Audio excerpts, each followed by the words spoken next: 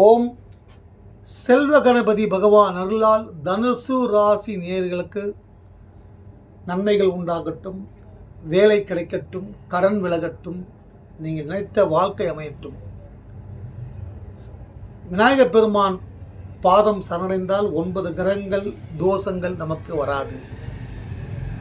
தனுசு ராசி நேயர்கள் எப்படிப்பட்டவர்கள்? நான் இப்படித்தான், என்ன நீ மாத்திரம் நினைக்காத, நான் இப்படித்தான், என் மனசில் பட்டதை நான் செய்வேன், என் மனசில் பட்ட நல்லதை நான் செய்வேன். குருவின் ஆதிக்கம் பெற்றவர்கள், குரு கடாட்சம் பெற்றவர்கள், அடுத்தவர்களுக்கு வழிகாட்டியாக இருப்பார்கள், அடுத்தவர்களுக்கு உபதேசம் செய்பவர்களாக இருப்பார்கள், ஓடி போய் உதவி செய்யக்கூடிய குணம் உள்ளவர்கள், உயர் பதவிகளில் இருப்பார்கள், ஒரு குடும்பத்தை நிர்வகிக்கக்கூடிய சக்தி அதிகம் உள்ளது. நான் சேர்ந்த குடும்பம் இப்படி இருக்க வேண்டும், நான் இருக்கும் இடம் இப்படி இருக்க வேண்டும், இந்த இடத்தில் இந்தந்த பொருட்கள் இருக்க வேண்டும். ஒரு ஆணாக இருந்தால், தனுசு ராசி ஆணாக இருந்தால் தன் மனைவி குழந்தைகள் மீது அத்தனை அன்பாக இருப்பார்கள். என் குடும்பத்தின் மீது அதிக பாசம் கொண்டவர்கள், மனைவியாக இருந்தாலும் கணவனாக இருந்தாலும் சரி. நிறைய முற்போக்கு சிந்தனை உள்ளவர்கள், தற்பாதுகாப்பு, அதாவது பின்னாடி ஏதாவது கெட்டது கஷ்டம் வந்துவிடுமோ என்று அந்த சூழ்நிலைக்கு நம் வாழ்க்கையை எடுத்து செல்லக்கூடாது என்ற முன்கவனத்தோடு செயல்படுவார்கள். ஆனால் கிரகங்கள் யாரையும் விடாது. அந்த கிரகங்களுக்கு சில சமயங்களில் இவர்கள் அவர்கள் கிரகங்கள் ஆடும் ஆட்டத்தில் இவர்கள் மாட்டிக்கொள்வார்கள்.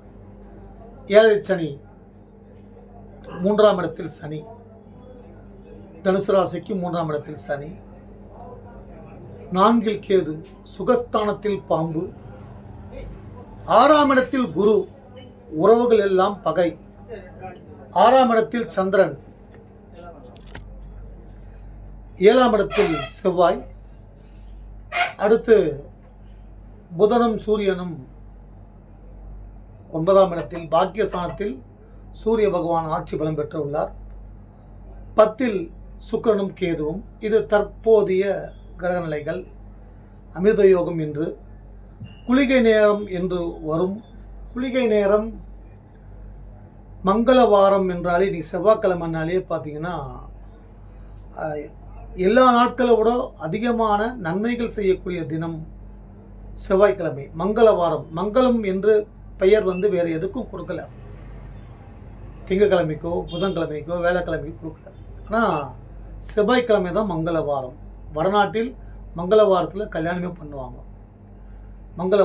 மங்களவாரம் அதாவது செல்வம், மகிழ்ச்சி, சந்தோஷம், ரொம்ப அந்த வீட்டுக்கு போனாலே ஒரு மங்களகரமாக இருக்குங்க, ரொம்ப லட்சுமி கடாட்சமாக இருக்குது, மங்களமாக இருக்குது அப்படின்வாங்களே, அதுதான் மங்களவாரம். அதற்கு கடவுள் முருகப்பெருமான் உங்கள் ராசிக்கு பூர்வ புண்ணிய ஸ்தானாதிபதி.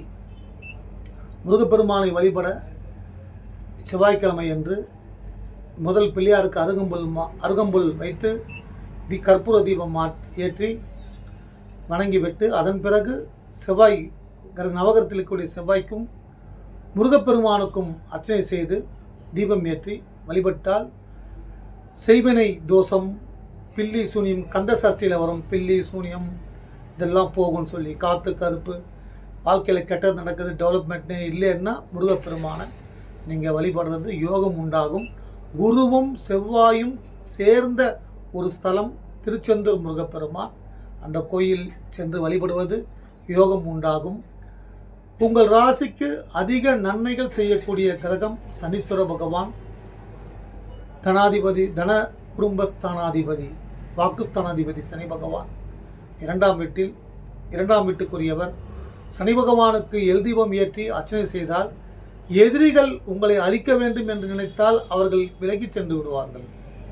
தனுசு ராசியினர்கள் குருவின் ஆதிக்கம் பெற்றவர்கள். உங்கள் ராசிக்கு அதிபதியான குரு தட்சிணாமூர்த்தி பகவானுக்கும் நவகிரகத்தில் இருக்கக்கூடிய குரு பகவானுக்கும் வாழ்நாள் தோறும் சுகங்களை கொடுக்கக்கூடிய தெய்வம் குரு பகவான். அந்த குரு பகவானுக்கு தீபம் ஏற்றி வழிபட்டால் வேலை வாய்ப்பு கிடைக்கும், கடன் நீங்க வாய்ப்புகள் உண்டாகும்.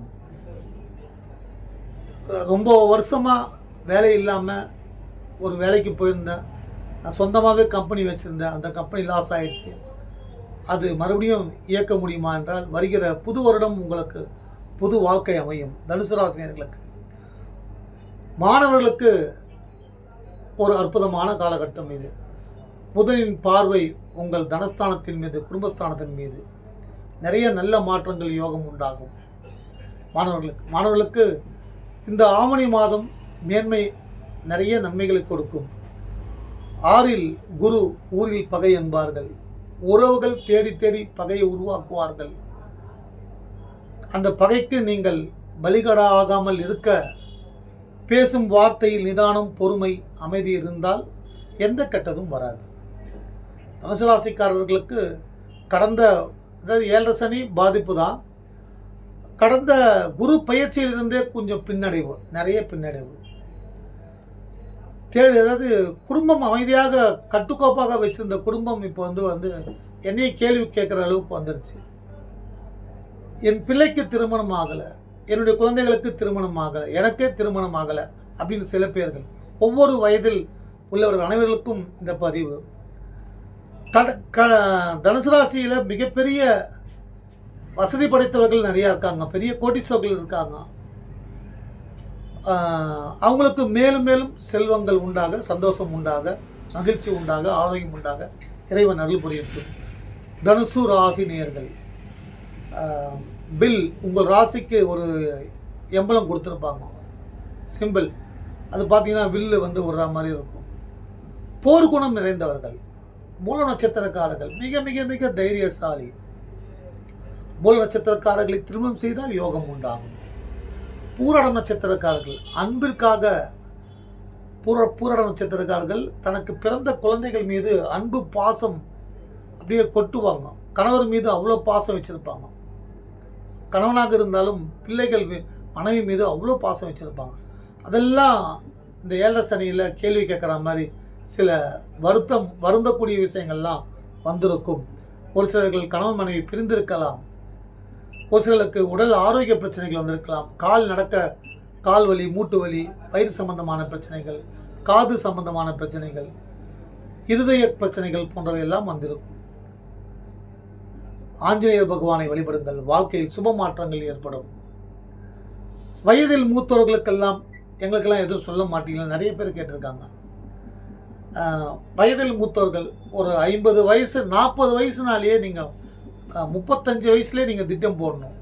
நம்ம மிச்சம் இருக்கக்கூடிய வாழ்க்கையில் எத்தனை நாள் நமக்கு இருக்கோ அத்தனை வருடம் நாம் எப்படி பாதுகாப்பாக வாழ வேண்டும் என்று யோசித்து செயல்பட வேண்டும். இடையில் ஒரு செய்தி, எனக்கு இன்று பிறந்த நாள். இந்த பிறந்த நாளில் தனுசு ராசினியர்கள் அனைவருக்கும் என்னுடைய, அதாவது வாழ்த்த வயது தேவையில்லை, வாழ்த்த நல்ல மனம் இருந்தால் போதும். என்னை விட மூத்தவர்களாக இருந்தாலும் என்னை விட இளையவர்களுக்கு என்னுடைய வாழ்த்துக்கள். தீர்க்க ஆயுளுடன், பூர்ண ஆரோக்கியமுடன், உங்கள் குறைகள் நீங்கி சந்தோஷமுடன், மகிழ்வுடன் வேலை கிடைத்து எதெல்லாம் நீங்கள் ஆசைப்படுறீங்களோ அதெல்லாம் கிடைச்சி நலமோடு வாழ வாழ்த்துக்கள். உங்கள் அன்பிற்கும் ஆதரவுக்கும் நன்றி. தனுசு ராசினியர்களுக்கு, தனுசு ராசினியர்கள் அதாவது உலகத்திற்கே கல்வி உபதேசம் செய்யக்கூடிய குரு பகவான் ஆதிக்கம் பெற்றவர்கள். இந்த நேரத்தில் நீங்கள் வேலை செய்கிறத்துல உங்களுக்கு தேடி பகை வரும், உஷாராக இருங்க. செவ்வாயோட பார்வை நேராக உங்கள் ராசி மேலே படுவதால் வீடு கட்டும் வாங்கும் நிலையில் இருப்பவர்களுக்கு இது யோகமான நேரம்.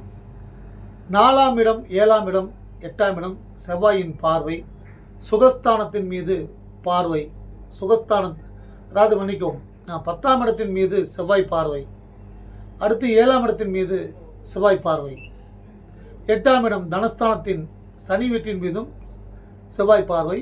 உடல் ஆரோக்கியம் மீது அதிகம் அக்கறை கொள்ள வேண்டும். வயதில் மூத்தவர்கள் நிறைய பேர்கள் பார்த்தீங்கன்னா நிறைய சம்பாரித்து சொத்தெல்லாம் சேர்த்து வச்சு ஒரு காலகட்டத்தில் பிள்ளைங்களை நம்பி பிள்ளைங்க மேலே எழுதிட்டு அதுக்கப்புறமா டிவியில் செய்திகளை நான் நிறைய பார்க்குறேன். பிள்ளைகள் மீது, ஆண் பிள்ளைகளாக இருந்தால் பெண் பிள்ளைகளாக இருந்தால் கம்ப்ளைண்ட் கொடுத்துருக்காங்க, என்னை என் பிள்ளை ஏமாற்றிட்டான், என்னை என் பொண்ணு ஏமாற்றிட்டாங்க.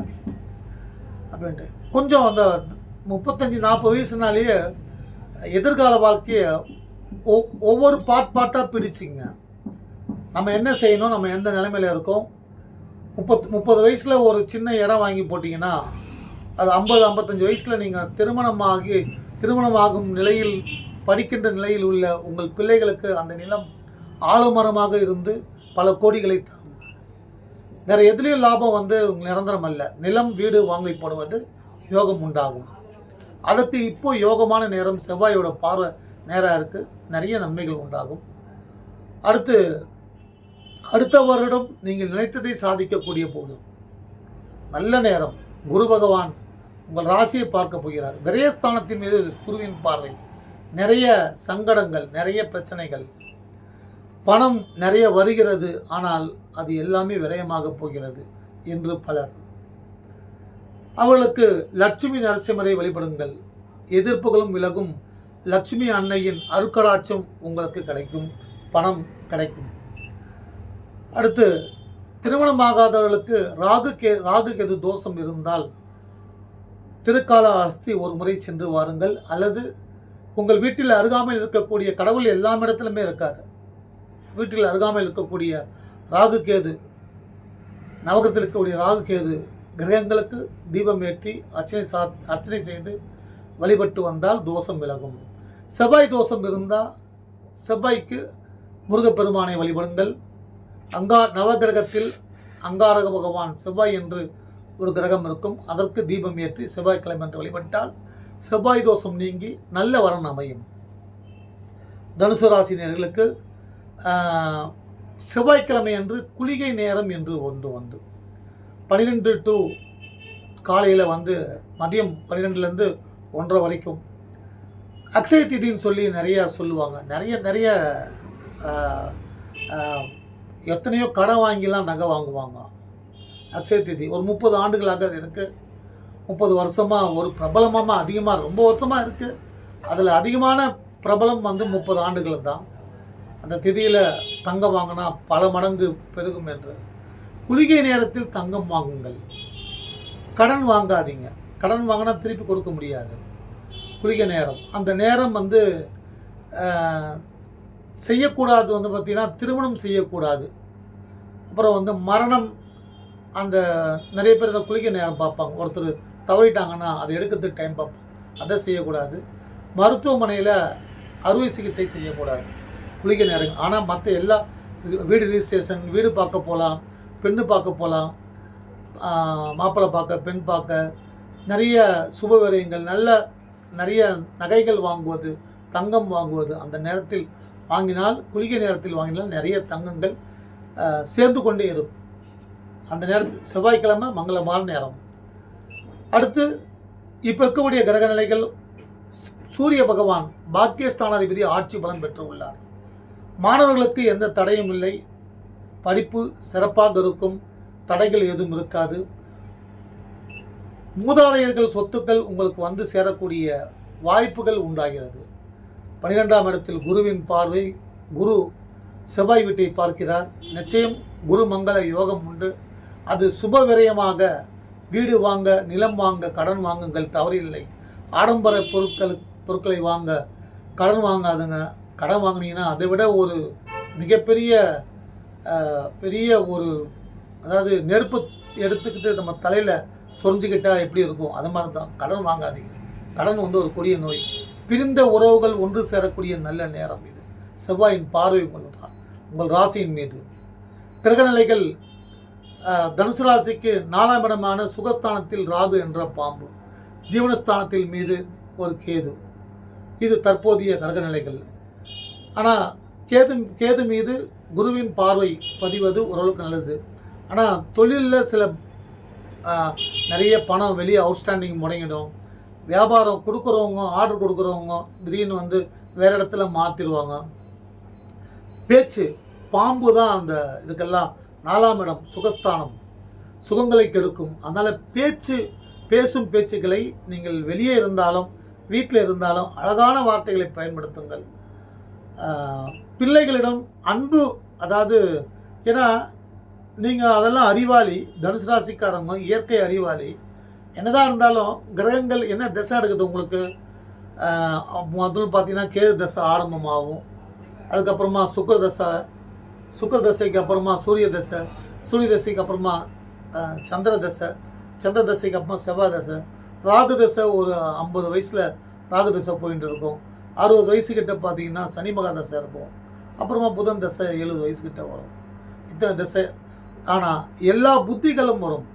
நீங்கள் கேது புத்தி நடந்து கொண்டிருந்தால் குடும்பத்தை கெடுத்துடும்.